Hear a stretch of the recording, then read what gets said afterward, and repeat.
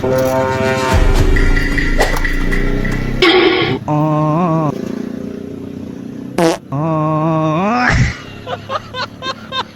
hinungdan dol nga isa ka-upload tayo og video. Kay easy atong live kung mas direty man naton ang mangita tag kwarta. Kay diri sa social media wala man tay kwarta. Side by side lang naman no. So sa karason dol nga di kay ta kahimong video. Kay busy kay ta. Kay luto mo tag saging.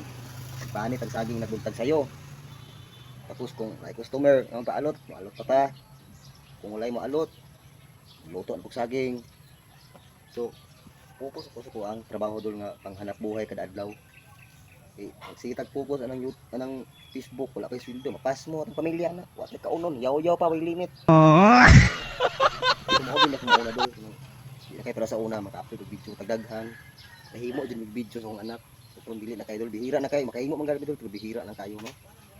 Kaon ta man og wala dili kini hatag ng dili kini pratwa, di ato pugson. Importante nga atong panginabuhi perminti. That's all. Thank you.